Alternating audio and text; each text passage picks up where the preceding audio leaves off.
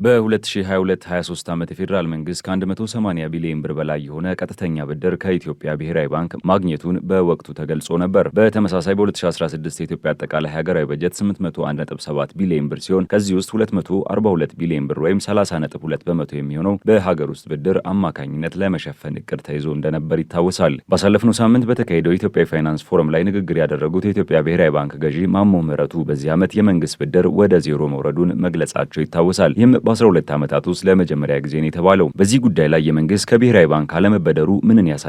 እንደ ጥንካሬ የሚታይ ጉዳይ ነው ወይና መሬት ላይ ካሉት ሁኔታዎች አንጻር በኢኮኖሚ ባለሙያዎች እንዴት ይታያል? የሚሉትን ሀሳቦች በተመለከተ የምጣኔ ሀብት ባለሙያው ዶክተር ቆስጠንጢኖስ በረተስፋና አዲስ አበባ ዩኒቨርሲቲ ኢኮኖሚክስ መምህሩ ዶክተር አጥሎ አለሙ ምልከታቸውን አጋርተውናል። የኢኮኖሚክስ መምህሩ ዶክተር አጥሎ አለሙ መንግስት ከብሔራዊ ባንክ ካልተበደረ ገቢ የሚያገኝባቸው የተለያዩ መንገዶች መኖራቸውን አንስተው ከእነዚህም ውስጥ ታክስና የመንግስት የልማት ድርጅቶች መሆናቸውን ገልጸዋል።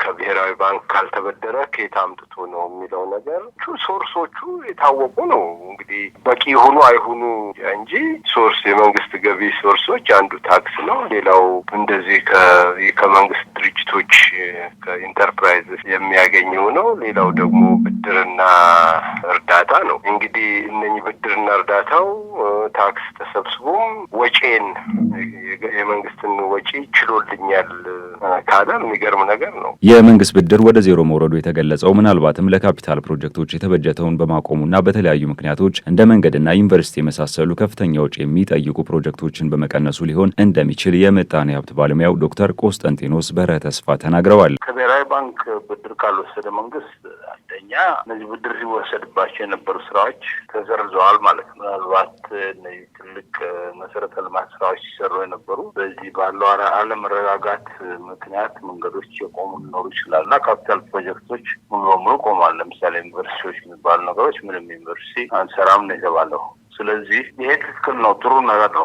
ዶክተር አጥሎ አለሙ አክለውም መንግስት ያለፉትን ዓመታት የበጀት ጉድለቶችን ለመሙላት ገንዘብ ሲያትምና ከብሔራዊ ባንክ ሲበደር መቆየቱን ገልጸው በዚህ ዓመት ብዙ ወጪዎች እያሉበት ወደ ዜሮ ወርዷል መባሉ ላይ ጥርጣሬ እንዳላቸው አንስተው በምክንያትነት ደግሞ መንግስት በርካታ ወጪዎች ያሉበት ሰዓት መሆኑን አንስተዋል። ዶክተር ቆስጠንጢኖስ በረተስፋ በበኩላቸው መንግስት በሀገር ውስጥ ብድርን ማስቀረቱንና ካፒታል ፕሮጀክቶችን ማስቀረቱ ተገቢ መሆኑን ገልጸው የዓለም አቀፍ ብድሮችን ለመመለስ ያስችለዋል ብለዋል። የመንግስት የተመጣጠነ አቅሙን የሚያውቅ መንግስት ሆኛለሁ እያለ ነው። በራሴ ገቢ የራሴን ወጪ ችያለሁ እያለ ነው ከብድር ውጭ። እንግዲህ ይሄ ነው ወይ የሚለው ነገር ብዙ ጥርጣሬ ይኖራል። እንዴት እንደዛ እንደሆነ ብዙ ወጪዎች እያሉት ብዙ ነገሮች እያሉት እንዴት ያን አደረገ?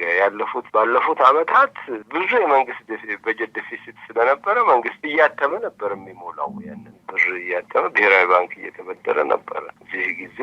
በዚህ ጊዜ እንደዚህ በአጭር ጊዜ ውስጥ ባላንስድ በጀት ነው ያለኝ ማለት ይከብዳል። የሀገር ውስጥ ዕዳ እንኳን መቆሙ የመንግስትን አቋም እና የበጀቱን ሁኔታ ሊያስተካክለው ይችላል የሚል ግምት አለ እና ከእሱ ጋር በተዛማጅ ምናልባት ይሄ ከውጭ የምንወስዳቸውን ዕዳዎች የነበሩ እነሱን መክፈል ስላለብን እነሱ የውጭ ዕዳ እንኳን አሁን አዲስ ብድሮች በቀላሉ ሊመጡ አይደሉም። ስለዚህ መንግስት አሁን ከበጀት ራሱን ያካክሳል ማለት ነው። በአዲስ አበባ ዩኒቨርሲቲ ኢኮኖሚክስ መምህሩ ዶክተር አጥሎ አለሙ ኢንዱስትሪዎች በተገቢው መንገድ እየሰሩ ባልሆነበት የንግድ እንቅስቃሴዎች በደንብ እየተሰሩ ነው ለማለት በሚያስቸግርበት ሁኔታ ላይ ባሉበትና የተለያዩ የደሞዝ ጥያቄዎች የተነሱ በሚገኝበት ሁኔታና ምላሽ መስጠት ባልተቻለበት ተሟልቷል ማለት ትርጉም የለውም ብለዋል። ልጆች እየሰሩ ነው፣ ንግዶች በደንብ እየሰሩ ነው ለማለት የሚያስቸግር ሁኔታ ላይ ነው ያለው። መንግስት ወጪም ቢሆን ደግሞ ቀነሰበት ሁኔታ አይደለም። ብዙ በተለይ የተለያዩ የደሞዝ ጥያቄዎች ምናምኖች የሚነሱት ለምንድን ነው? መንግስት እኮ መክፈል ስላልቻለ ነው፣ መጨመርም ስላልቻለ ነው። አንዳንዱ ጋር አልተከፈለኝም ነው፣ አንዳንዱ ደግሞ አንሶኛል ነው እና ይሄ የምን ኢንዲኬተር ነው? በዚህ ውስጥስ ደግሞ እንደዚህ ባለ ሁኔታ ውስጥ ተሟልቷል መንግስት ያለ ብድር ተንቀሳቅሷል ማለት ምን ትርጉም አለው? መንግስት የሚገባውን ነገር ካልሰራ የሚለው ነገር ይመጣል። እንግዲህ በራሱ ብቻ ለሰራተኛም ደሞዝ ሳይከፍል እንደዚህ አንዳንድ የመንግስት ግዴታዎችንም ሳይወጣ ባላንስድ ነኝ ቢል ደግሞ ሌላ ራሱን የቻለ ምልክት ነው። ባለሙያዎቹ በመጨረሻም ለእነዚህ ለሚነሱት ሀሳቦች መንግስት ከሚያወጣቸው ሪፖርቶች ባለፈ ምላሽን ለማግኘት ጥናቶች መደረግ እንደሚገባቸውም ነው ያነሱት።